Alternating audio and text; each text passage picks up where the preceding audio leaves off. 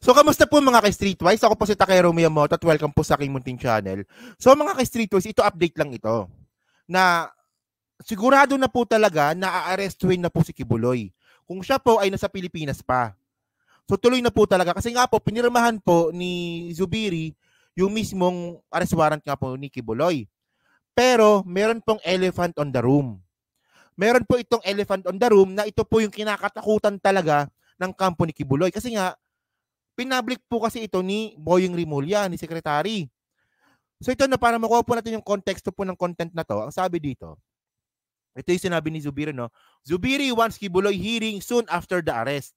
So ang gusto nga po ni Zubiri na kapag inaresto na nga po si Kibuloy, dapat po tuloy-tuloy na po yung mismong what you call this, yung mismong hearing. Kasi nga mga kababayan, no? I would suggest that if he is located and the arrest is done, that there should be a committee hearing as soon as possible. Possible time, said Zubiri. So wala pong ano dito, wala pong bakasyon kung mahuli nga po si Kibuloy kasi nga magkakaroon sila ng break, 'di ba? Kasi mahal na araw. 'Di ba? Sabi po dito, ang apela ko lang sa committee, kapag natuloy po ang arrest at siya po ay dinala po dito, mag-hearing na po kaagad sila para mapakinggan ang kanyang position on the certain issues raised by Senator Rizon Teberos. Siguro mga kababayan, tayo naman mag-agree naman tayo na kapag si Kibuloy pumunta nga po ng hearing at siya po ay naaresto at napakinggan natin yung side ni Kibuloy at meron naman siyang point, tatanggapin natin yon. Di ba? Tatanggapin natin yon pag sinabi nga po ni Kibuloy na ayang mga yan, binayaran yan. Hindi totoo yung sinasabi niyan. At medyo justifiable naman, tatanggapin natin yon. Di ba? Yun nga lang po kasi walang statement eh. So ngayon, nagkakaroon tayo ng prejudgment. So ito nga no, and then bukod nga po diyan, ang sabi nga po ni Bato de la Rosa, ito medyo engot din to eh. I will be his security. If Pastor Apollo Kibuloy decide to face the Senate, he can rely on Senator Bato de la Rosa for protection. Yan. So, poprotektahan nga daw po ni Bato de la Rosa si Kibuloy. Na, sige, okay lang yan. Bigyan natin yan. Bigyan natin yan. Pero mga kababayan, meron pong isang posibleng mangyari dito. Na ito nga pong si Kibuloy, na once nga po na nahuli nga po ng Sergeant at Arms ng Senado, posible po na hindi na po siya makalaya. Di ba, nung nakaraan na content natin, di ba, na pwedeng ikulong si Kibuloy sa loob ng 10 araw. Di ba kapag contempt, 10 araw lang po yung pinaka-maximum niyan.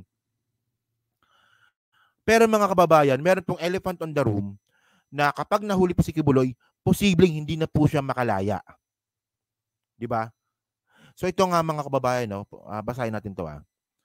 So ito galing ito sa Department of Justice. At ito po ay nabalita noong March 19, 2024. 2 days ago lang. So sabi dito, DOJ court starts proceeding versus Kibuloy Associates. So ibig sabihin nito mga kababayan, nagsisimula na po yung kaso ni Kibuloy sa korte.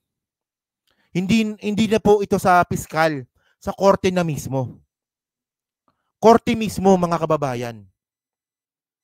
Di ba alam naman po natin na yung isang kaso nga po ni Kibuloy noong 2019 ay na-dismiss po ito sa Davao noong 2020. Na sobrang namang napaka-questionable nun kasi unang-una, di ba, Davao City yon. Siyempre, may impluwensya nga po si Kibuloy sa Davao City. So, posible talaga na binraso po yung kaso ni Kibuloy para po mabasura. So, ang ginawa nga po ni Boying Rimulya, ni-review. Pumunta po yung mga allegedly biktima ni Kibuloy para reviewin yung kaso nga po ni Kibuloy. At yan po, na-review po yan nung panahon din po ni dating Pangulong Duterte. At ngayon po, nagkaroon na nga po ito ng resulta. Binaligtad po yung desisyon ng piskalya noong 2020 at ngayon po ay dinidinig na po ito mismo sa korte mismo. Diba? Kumbaga binalik sa piskalya, ibang branch nga lang. At nakita po ng piskalya na meron talagang probable cause. So dito po talaga natatakot si Kibuloy. Diyan po sa DOJ. Pakita ko sa inyo kung bakit sabi dito.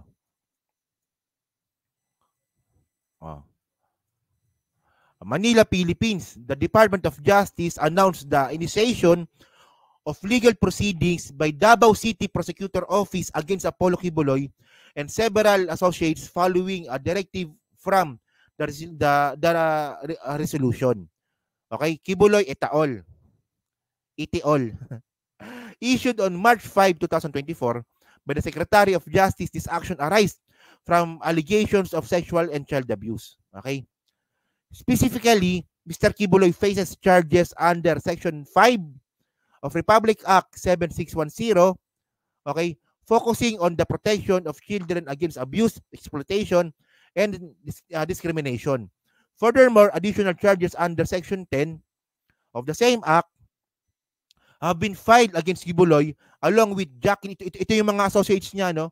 Jacqueline W. Roy, Crescente Canada, Pauline Canada, may babae pa, no? Ingrid C. Canada, and Sylvia Semanes, aimed at safeguarding the children's psychological and emotional health. Yun. So, nang be-brainwash, di ba? And then, mga kababayan, sabihin, ito malupit dito, no? Moreover, the Davao City Prosecutor Office has endorsed a complaint for qualified trafficking in person to the DOJ main office. Pursuant to Department Order 144, the Task Force on Women and Children and Against Trafficking in Persons was directed to prepare the necessary information against respondent Apollo Kibuloy. So sila rin to, Jacqueline Roy, Crescente Canada, sila rin yan. And then, the Department of Justice is dedicated to the enforcement of our law and protection of our children from exploitation and abuse. This case underscores our commitment to hold accountable those who would harm our society's most vulnerable. So mga kababayan kasi, ang sinasabi po ng DOJ dito, tapos na po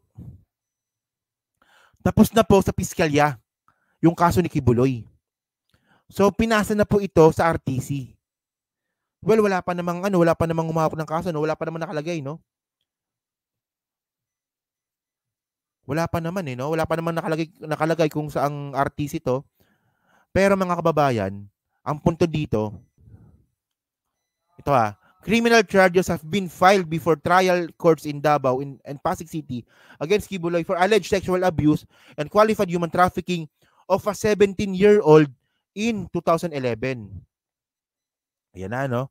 So minor de edad, no? Minor de edad.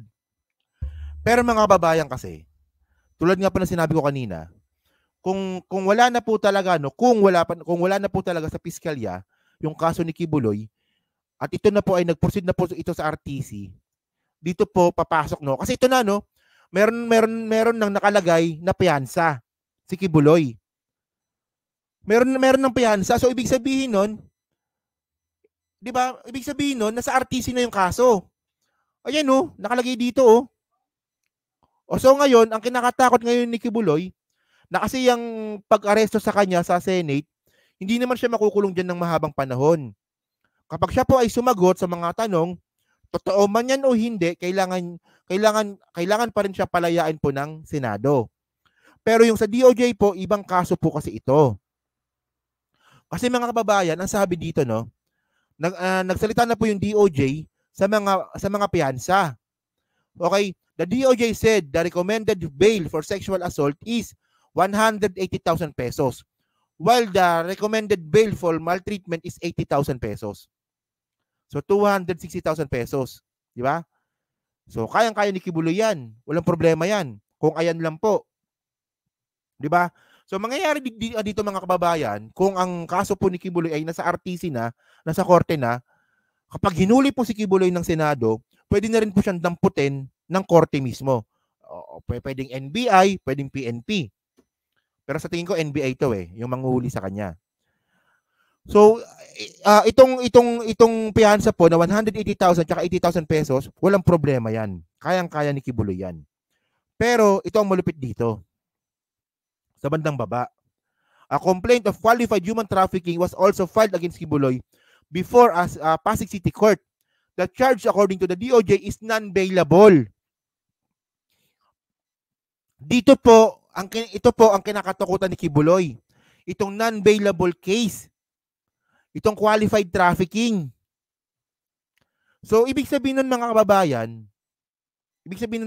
kababayan, kapag si Kibuloy po ay hinuli, and then inaresto po siya, kahit na makapagpiyansa siya doon sa dalawang kaso niya, pero dito sa qualified human trafficking na to, non-bailable to.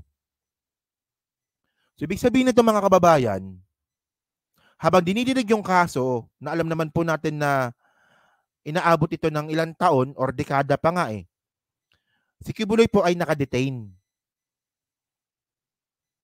So ito na, sana kasama si Robin. Hindi, alam mo, ma'am, hindi sasama si Robin doon. Kasi doon na siya galing. So ito mga kababayan, so at least nakikita na ngayon natin yung pinaka-senaryo. 'Di ba? Ito yung pinaka-senaryo ngayon. Na nahaharap po si Kibuloy sa non-bailable charges. So, parang nangyari kay pangalan nun? Kay Senior Aguila. 'Di ba may mga kaso din po siya na non-bailable charges. So, nangyari noon, wala naman siyang wala pa namang kaso si Senior Aguila noon nung habang dinidinig siya sa sa Senate Pero nung na-file po yung kaso, doon na po siya dinampot at non-bailable case po 'yon. So, ganun din po yung mangyayari kay Kibuloy. Posibleng ganun din po yung mangyari. At syempre, ayaw po ni Kibuloy na mangyari yun, na siya po ay makulong. Kasi paano ngayon, di ba, paano ngayon yung mga naniniwala na siya po ay appointed son of God kung siya po ay nakakulong? Di ba? So, paano yon? Di ba, ang sabi ko nga kapag si Kibuloy ay nakulong, ang gawin niya, hatiin niya yung selda. Parang ginawa nga po ni Moises sa dagat. Hinati, hatiin niyo yung selda. Anak ako ng Diyos, sabi niya ganun. Ito na yung vibrator ng ito na yung vibrator ng buong mundo. Lilindulin ko ang buong mundo, ganoon. Tapos hatiin niya yung selda. Di ba takot tayo, di ba? So ito mga kababayan, okay. Hindi, wala. Ito na nga. Dito na nga Actually kasi hindi naman kasi rape yung kaso Yung na-file na kaso, di ba? Child abuse at saka yung child abuse tsaka ito no? Republic Act 7610. So hindi naman rape yung wala namang rape na kaso. Pero doon siya nadali sa human trafficking. Di ba? So yun mga kababayan, so thank you po mga ka-Streetwise, no? So diyan po sa 500 po na nanonood, ano masabi nyo nga po dito sa non-bailable case nga po ni Kibuloy? Ito yung sinasabi ko sa inyo dati pa na kapag si Kibuloy po ay nag-proceed po yung kaso, non-bailable po yan. Nakakulong po siya habang dinidinig yung kaso. So yun. So kayo ba, naniniwala ba kayo na mahuhuli si Kibuloy? At kung mahuli man si Kibuloy, sa tingin nyo ba masaserve sa kanya itong mga kaso na to? At sa tingin nyo ba si Kibuloy pa ay nandito pa sa Pilipinas? So yun. So yun po, no? So dyan po sa Team Replays, comment na lang po sa baba. At syempre po mga kababayan, maraming salamat po sa patuloy pong pagsuporta. So